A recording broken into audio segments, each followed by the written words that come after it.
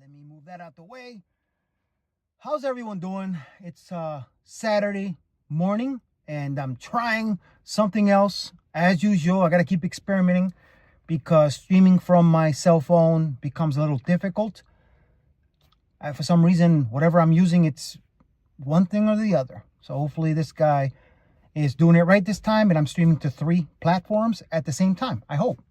Apparently, I think I'm streaming to YouTube, ScrewTube, Rumble, and hopefully my Facebook page. This guy right here, the Conservative Ex-Con, your friendly neighborhood Conservative Ex-Con here, Fernando Rivera Jr. Yeah, my dad's Fernando Rivera Sr. Oh, what a morning. It's cold. I'm in Florida. Apparently there's a cold front coming through, and it's pretty chilly. But anyway, I've been, what they say, there's a saying, you are your own worst critic. Well, this guy, I'm my own worst critic. And I'm like that. It makes me a better person as a chef, as a martial artist, and whatever I choose to portray as, or whatever. Critiquing myself, sometimes I'm really harsh on myself, but, I watched a lot of my videos, and I'm like, wow, I suck. That's probably why I don't get a lot of followers or subscribers or whatever it is. So I thought, let me try to do something different. Again, doesn't mean that this right here is going to change. I'm still conservative, obviously. Hold on, I got a notification. Get that out of the way. Obviously, that's not going to change. Me being an ex-convict, that's not going to change. I'm an ex-convict. I'm going to be an ex-convict to the day I die. Which kind of sucks because, there's a lot of stuff I want to do that I can't because of that. Also, I have common sense. And that's what's got me through life. And, as the title says, from now on, this is pretty much episode 1. Because what I want to do, for the simple fact is, aren't you tired of politics right now? Aren't you tired of all the bullshit from either side? I mean, listen. Yes, conservative still. And I believe in Trump. And I believe Republicans can bring us out of this hellhole we've been the last 4 years. But, I'm done with talking about all this political shit and bullshit in the news because that's all everyone talks about. And, if you follow 1 or 2 channels, it's all over the place. So I don't want to do that anymore. I want to try something different. I want to try, as the title says, common sense, random common sense, and random shit show. Because it's been a shit show the last 4 years. But at the same time, I want to base this show about random shit. And it is what it is. So I keep saying that. I don't know why, but it's a saying that I like. It's funny because I was talking to my wife yesterday and I heard her say it too. And I was like, I wonder. But I've mentioned before, this guy here is a high-ranking black belt in American Kempo. So I'm going to talk about that here and there because it's random. As I said, we're tired of all the political bullshit in the news. It's been hell the last 4 years for everyone, this guy included. But yeah, shit's about to change, but still, the bullshit's going to go on no matter what. And it's been going on for a while, and it's everywhere. So, as I said, it's going to be a change of format here. Today, I won't talk about movies, but I will probably tomorrow or Monday, whenever. There's a lot of movies I want to talk about. My favorite martial arts movies, political, whatever it is. So, as I said, random shit. Senior instructor of system. It's called, it's a Ed Parker American Kempo Karate. That's what I teach. I don't have a school. I had a school, but it didn't work out. It was a horrible location, and as I mentioned before, pretty much I had 12 kids, students. They paid the rent, but cutting my hours at work kind of lagged on everything else, so I got behind on stuff, and since then I haven't really recovered, and I've just been pretty much struggling, but it's whatever. But I still teach on a personal level.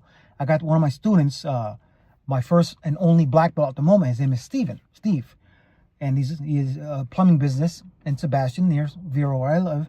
And he's actually the first guy that I taught that up to a black belt. And it's kind of cool because he actually got a tattoo of himself of my crest. Now, what's a crest, you ask?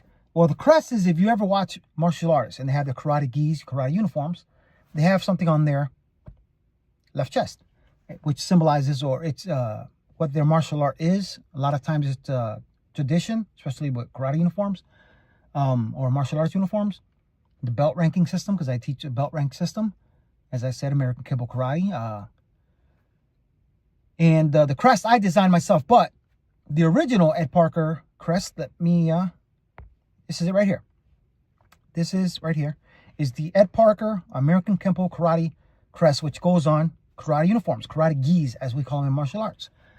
And gi stands for government issue. As we all know, martial arts is a military form of fighting that was created hundreds of years ago for the military. But, you know, it's been going, it's hundreds of years old in most martial arts. American Kempo is not. American Kempo was fathered by the godfather of American Kempo, Ed Parker. Ed Parker, Edmund Kolia, I may have pronounced his name wrong, Parker. He's from Hawaii, American, and he took all bullshit out of martial arts, traditional martial arts, and made it a reality. It's a strict self-defense martial art. That's the original crest. As I said, goes on the uniform. My crest, I changed it because I took what I learned and my life experiences, along with Kempo Karate, and made it my own. You know, there's some street fighting, there's some stuff. You know, and the thing about American Kempo is American Kempo, to me, is one of the best self-defense martial arts out there. It's more reality based. It's a very fast martial art, no high kicking. You know, the only time we're going to kick your head is when we hurt you enough to bend you down to our level, or that level where we can kick you very easy. So it's easy to martial art to learn how to hurt someone trying to hurt you, as my instructor used to say. Ed Parker American Kempo crest. My crest. This is my crest. I designed this. This crest here symbolizes a lot of the same as this one. Same colors, basic. In both crests, there's more white than anything, because in every martial art, white belt is what you first start martial art. White it's like a blank piece of paper. You're open to learning. And most students, as my teacher, my teacher was funny, because when my instructor, Patrick, for like 6 months to a year, I used to be like, Sir Patrick, or whatever, Sensei. He didn't like being called Sensei. He was like, my name is Patrick. He would say, what's your name? And I would keep saying repetitively, Fernando. And one day I asked him, I said, hey, why is it that you don't remember my name? And as I tell you what, when you get to blue belt, I remember your name, because then I know you're real. Because in most martial arts, people don't stick around, you know. So once you get to blue belt, it's real. That's when you've learned a high enough. You know what I'm saying? You can kick somebody's butt trying to hurt you. But as I was saying, all the colors of the belts are in there. Most of them, actually. White is the beginning. Yellow is second. Obviously, black is last. That's one of the reasons I designed mine that way. Because you start off with white, then you get yellow, and in the middle is black. The tiger, as in both crests, just pretty much mean when you're in a beginning martial artist, you're a tiger, you're out there, you want to defend, you want to pretty much active and fierce. The dragon is the master, pretty much, who has learned how to control what he has been taught, and in an effective way, use it. The dragon. And that's why most of the old martial arts movies, you know, Enter the Dragon is like the master level. I'm kind of a dragon, but I'm pretty good. But anyway, that's what these are. And it said, this is what's in my, this one right here is the one is in my uniform. The one I recreated, I probably got like 100 layers in that thing, because I kept putting layer to layer. The X in the background and the colors of the belt is almost like in the old days when somebody would sign their signature, they had the X. I don't want to call my martial art Kempo, I don't want to call it Fernando Rivera Kempo like some schools do. It's X because it's my signature, but not my name on it. So it's what it is. But anyway, that's a little bit of that. If you ever look up American Kempo videos, you'll see the techniques that they're trying to teach.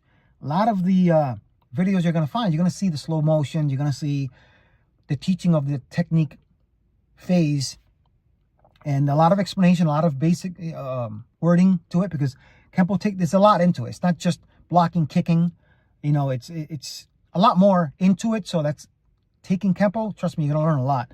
You know, you learn the marriage of gravity, distance, how to use energy towards I mean, it's complicated, but at the same time, as you're learning the system, once you get to blue belt, you'll understand all these basic principles. Larry Tatum is one of the senior master instructors in American Kempo, highly regarded, one of the top in the world. My instructor, Patrick Fisera, is an old Vietnam vet. His instructor and his instructor before that was a student as well as Larry Tatum of Ed Parker. So the lineage is there. Just I'm not a lineage of Larry. I'm more of a lineage of I can't think. Oh my God, I can't think of his name. Brain fart. Anyway, Smith. Brain fart. Early morning. Hold on a second. Give me a break. This is live. You know. See my cup? You already know. Not giving that up ever. Westlake. That's the name. Wow, the coffee helps. Lee Westlake, out of Fort Myers. He was a ranger out of Texas for years, and he is one of the highest. He's also a senior master instructor. Senior master instructor is a 10th degree black belt. That 10th degree black belt is the highest in any martial art. Anybody says they're higher, they're lying, and they're bullshit artists. But the senior master instructor is the highest level American Kempo, which is Lee Westlake and Larry Tatum. They were under Ed Parker. Lee Westlake is my lineage. And as whereas Huck Planis, there was a mix there in between. Huck Planis is also a senior master instructor. But let me get rid of these. As I said, random stuff. This guy right here, Larry Tatum. At the time that he made this video, he was a 7th degree black belt. But I don't want to show the whole video because it's kind of long, but there's some basic stuff in it. And the first technique that this guy uses is called obscure wing. Obscure wing is a technique when somebody tries to sneak up behind you. Obscure. So, and wing is the elbow. Like most body parts, our weapons are our body. You know, you have your fist, which depending on how it's used, it could be called a hammer if it's coming from 12 down. And it's also called a mace. So it depends on what the technique is. It can be called a mace, like tacking mace, and a few other techniques in American Kempo because of the way it's sung. Sword, obvious. Spear, if the same sword is used as a spear. Claw, bear claw, whatever you want to call it. It's kind of funny, you know, hoof, foot. So a lot of techniques are based on that. This one here is obscure elbow because there's somebody coming up behind you and pretty much grabbing you. But watch a few seconds of this. I might stop in between and say something. As I said, random shit. I'll probably talk about some conservative stuff in a bit. I do have something to end this video with, which I think is kind of cool. But this is a senior master instructor. And sparring tape. Now in this tape, we're going to learn what is sparring and self-defense. When they're combined together, they produce a different type of technique, a different type of psychology in the fight. Now, sparring, you might say, is a premeditative form of action, whereas self-defense techniques are reactionary. But when we put them both together, we get a unique blend of self-defense in the street. Now, with the help of Sebastian, I'll show you what I'm talking about. Now, let's take a situation where Sebastian has grabbed me on my shoulder, just for the sake of a technique, on the street. I check his hand because I don't want it flying into my face. I check his arm, I elbow, I hammer to the groin. That elbow there is the obscure wing, the wing hitting the body first. There are 2 strikes after that in all reality, I think will end the fight, can end the fight, because these techniques in Kempo are used in a rapid succession manner. So yeah, they hurt. And I come back up with an elbow and so forth. Now, as I do this hard, fast, strong, Sebastian is knocked back, probably off his feet. He's knocked down. And then I go to turn to run, the door is locked, or there's no place for me to run to. Suddenly I turn around and I'm confronted now with the same guy. What do I say? Grab my other shoulder? Well, obviously we can't do that. And as I taught you in one of the previous tapes, this is the point now where you're going to have to spar with this guy. If you can't talk him out of continuing to attack you, you're going to have to match him. And what I mean by matching is fist for fist, target for target, weight for weight, speed for speed. All this comes into play. And now you're going to have, every action from this point on is going to be premeditative, not only on your part, but on his part. But now we don't want to throw away our self-defense knowledge at this point and say, well, I hope I practiced my sparring. And sparring, like I said, is no more than a premeditated form of action. And that is, if we go back to the other tapes, we learned that we have out-of-range control. I can't really touch him. We have within-range control. We have control penetration. That means when we pass this point here, we're kicking, punching, striking, whatever. And then we found that once we get inside, we have control, or what's been called control manipulation. All right? And as I said before, they're all forms of control manipulation. But the point is now, Sebastian's been knocked down with one of my self-defense techniques. It didn't do the job because he's back up. Or it did, but I didn't have a place to go to. So now, Sebastian and I are squared off. Back up just a little bit. And being squared off, now, I don't really know how good of a fighter he is. I do know one thing, that from that first technique where he grabbed me, I know he's not very smart, because to go up and lay your hand on somebody's shoulder when you don't know him can get you in a lot of trouble. So I know that maybe he does not have enough experience, but yet he may be tough enough, and it's quite obvious he is, because he's back on his feet, and he wants to continue this. All right, let's take a technique in sparring. Now, we've learned before that when we move, we want to control the height, width, and depth. That's not new to us, because in the previous tapes, that we've learned that from there. But if I decided to shuffle in, grab his lead arm, and as I grab, I shuffle, pull his arm down, and punch with a left vertical punch. Well, let's say Sebastian takes the punch, manages to grab my wrist. Do I try to pull out, restart again, try a new technique? No, not in Kempo. What we do, if he takes the first shot and he grabs my wrist, I move from that action, and my self-defense techniques teach me, well, I can break the elbow from that point. And if you look at it again, it's no more than when it ends and something comes in, we just begin a new motion from that point of origin. And if you look at what I'm doing, I'm using a stance change to get in, or a foot maneuver to snap his elbow. Also, my options are open to me. You look at my thumb, it can go and gouge the eye right up here with my right hand. If Sebastian is still trying to tussle somewhat, I can buckle his leg, as we've learned. At this point, I can cross out, make my hit up, kick to the groin, or do whatever I want to do. Then sparring take. Now, sorry about that. Bam! American Kempo. I am in love. I fell in love with this martial art, even though I've taken Taekwondo when I was younger, Judo, a little bit of everything when I was a fighter. I was a professional mixed martial arts fighter. Never got in the UFC because I got my ass kicked more than anything, because, you know, I just thought I was a badass, but I learned the hard way that fighting in a cage, there's rules, and Kempo there isn't. But couldn't use Kempo. But listen to what he was saying. There's more to martial art. There's more to Kempo than just kicking and punching and learning how to defend yourself. There's the grammar. If you listen to what he was saying about the distance, control, movement, everything's technical. That's what I fell in love with. Once you get to a higher belt, you understand that the technique doesn't stop when it doesn't work, or if it does work. If the attacker's still at you, every technique can work if you know how to use them.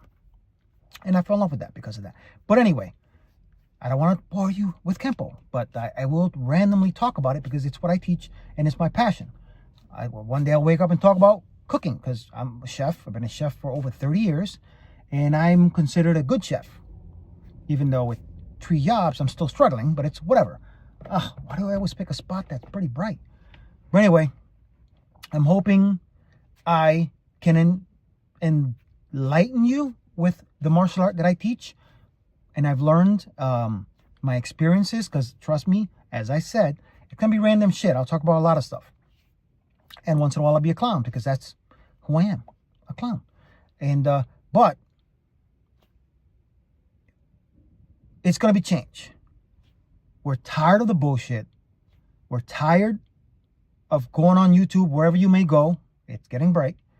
And it's all you see is all the shit that's going on. You know what I'm saying? But I will now and then post a video that I think you will enjoy and laugh at, because this guy always laughs at these jerkwads. I keep saying that because it's a fact. Case in point, I have this video here that I thought I'd share, because I've said it many times. You can find these videos everywhere. And where did we go wrong? Where did we, as Americans, as the most powerful country in the world go wrong for this to happen? Let's talk about pronouns. So pronouns are not preferred, they are mandatory. When you ask someone what their pronouns are, you don't say, hey, what are your preferred pronouns? Because that insinuates that you have space to use pronouns other than the ones that they use. So walking up to someone new and being like, hey, what are your pronouns? Completely acceptable. Asking people their pronouns honestly needs to be much more normalized than it already is. Because asking someone what pronouns they use is not offensive in any way. And honestly, when people have asked me my pronouns in situations where like I didn't expect to be asked, it has honestly like made me feel so much more comfortable and accepted.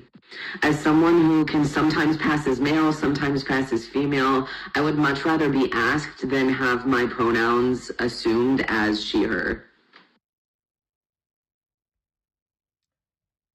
Don't be an idiot. That person is an idiot. And there are plenty more where that came from. As we know, but still, I gotta laugh at that shit. Because it's that is my one for the day. I will not bore you every day with time away from your day talking about these assholes on the left, but I had to show one. That's what I call a libtard. And I enjoy laughing at him all my free time, but it's whatever. What other random stuff? Let me get rid of this. Don't forget, I've mentioned before, this is my production studio. I have a chat box here. I may not see it. I'm not sure. I don't think anybody's on right now, but it's open. So I believe if you comment, I'll be able to see it. I'll be able to answer here via video. So I kind of open a chat box. You can't see it, but it's there, I think. If not, silent poop on my face. But yeah, as I said, things will be different. I'm parked in front of one of my jobs. I thought the lighting wasn't going to be so bright. Right now, it's okay. The trees behind, the sun's behind some trees, so it's not so bad. Let me get this out the way. So my studio have better lighting. But yeah, like I was saying earlier, I was watching some of my videos and I was like, God, nobody subscribes. What is wrong with me? So I figured, why not do something different and talk about everything? Because I am dead serious. I am tired of all the bullshit, but I do have to say a few things on my side. Conservative, background, beliefs. Congrats to Mike Johnson winning the Speaker of the House. It was going to happen, especially with Trump doing what he did, and saying what he did. But January 20th can't come fast enough. Enough of that conservative stuff, political stuff. As I said, I know you're tired of it. Me, I got to be at work at 9 o'clock. This can't all be it. There's got to be more in life. I wish things were better at the moment, but I believe in America, and I believe that I can dig myself out of whatever hole I'm in and hopefully make things better in general, because it hasn't been easy. Yeah, I know, pity, patty, whatever. But, like I said, it's going to be random shit I'm going to be talking from now on. I don't smoke. I don't drink. I've never used drugs. Never been me. But I have made decisions in my past, like that, taking that out the way, that have hindered my progress. But that's whatever. You know what I mean? Let's keep talking about random shit. I don't see anybody commenting, but that's fine. I'll try to keep this open on every show. I will be on here live, hopefully on all 3 platforms. Facebook is YouTube. And I believe, what's the third one? Rumble. Yeah. So if you're conservative and don't have Rumble, please download it. Very good conservative app. Video format to have. A lot of interesting stuff. And a lot of the people that I follow, Dan Bongino and a bunch of other people, are on there. So it's pretty cool. Tim Pool, Michael Knowles, and we already know. Smart people with common sense, as I always say. But thank you for watching. I hope, even if somebody watched and said, oh, that's kind of interesting, I'm happy. Made my day. Obviously, as I said, I'm live, and I'm going to end this in a minute, and wherever it is, I'll share it there.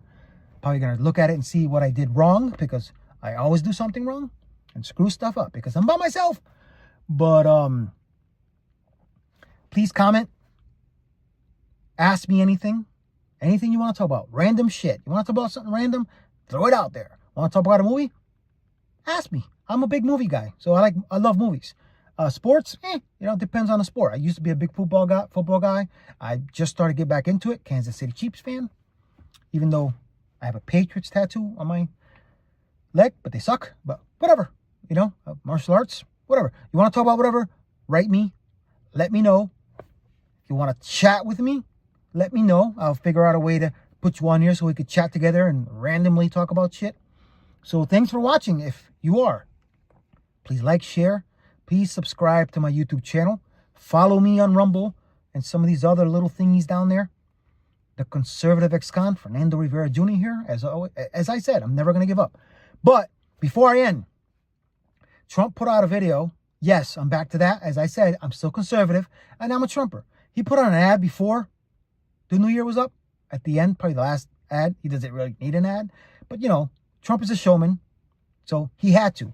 And I'm going to post it here before I leave. So enjoy. If you're a Trumper, I'm sure you will. And conservative especially. And you guys have an amazing weekend. Again, thanks for watching. Please like, share, subscribe. And that's that. Peace out, everyone. Enjoy this, and I'll talk to you guys soon.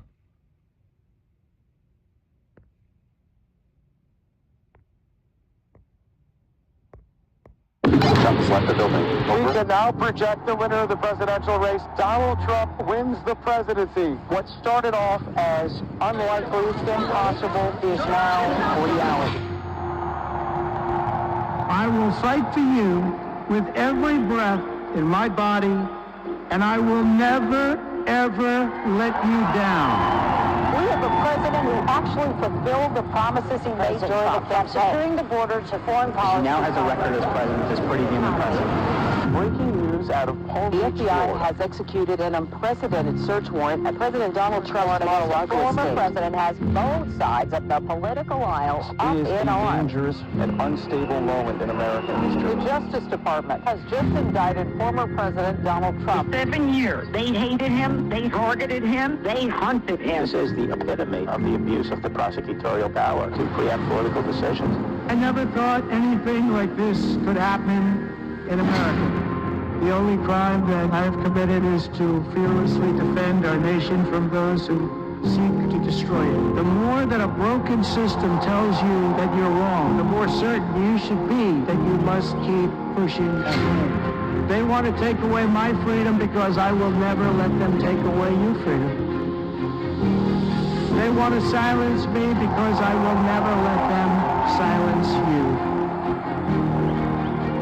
They're not coming after me, they're coming after you, and I just happen to be standing in their way, and I will never be moving.